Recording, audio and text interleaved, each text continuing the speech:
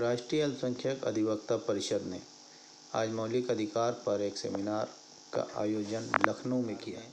Retired justice हानिबिल Abdul Mateen साहब, retired justice हानिबिल साहब, retired district जज जनाब अल्पसंख्यक आयोग के मेंबर सरदार परवीन सिद्दीकी जी, राजेश मसीह जी, मंत्री इंतज़ार अब्दी बाबी, पूर्व कर्मकीत जी, इनके अलावा कॉलेज और यूनिवर्सिटीज़ के मौलिक अधिकार के बारे में अपनी राय रखी।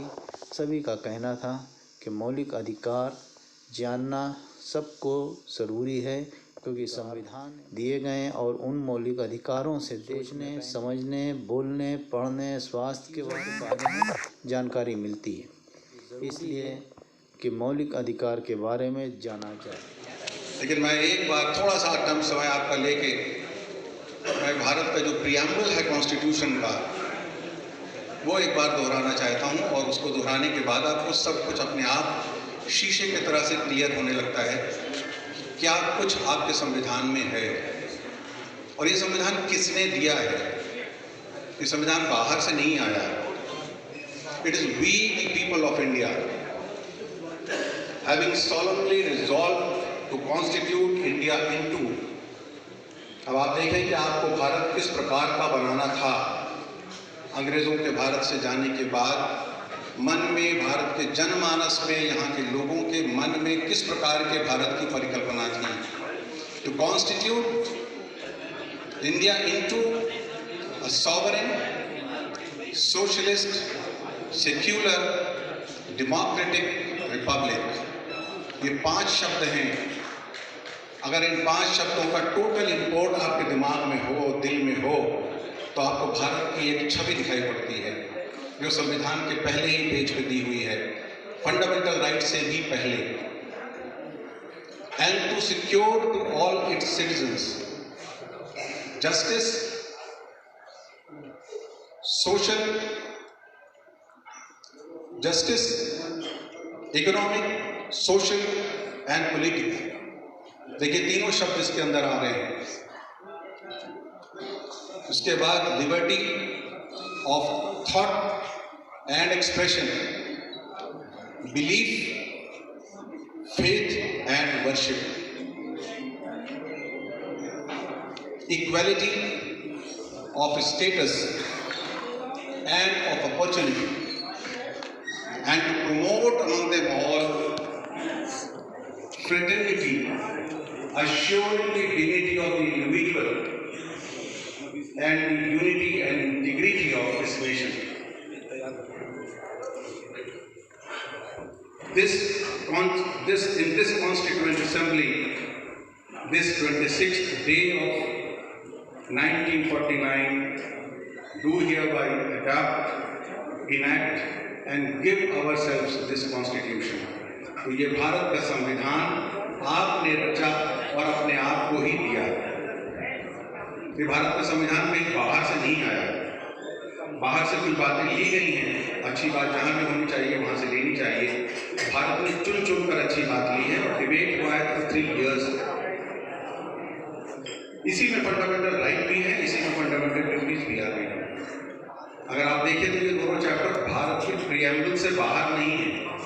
हम इनको अलग अलग चैप्टर में बात करते हैं और हम कहते हैं कि वो फंडामेंटल ड्यूटीज अलग है, फंडामेंटल राइट्स अलग हैं। अगर आप उन दोनों को कंबाइंड रीडिंग करें, इसके लिए मैं बहुत निवेदन करता हूँ कि सब लोग जिन्होंने पढ़ा है वो बहुत अच्छी बात है, लेकिन अगर नहीं पढ़ा है तो कृपया करके किसी भी सेमिनार से पहले, किसी भी पब्लिक प्लेटफॉर्म पे भाषण से पहले एक बार संविधान को ठीक से, मन की आंखों से, दिल की आंखों से कृपया करके पढ़ने का प्रयास करें।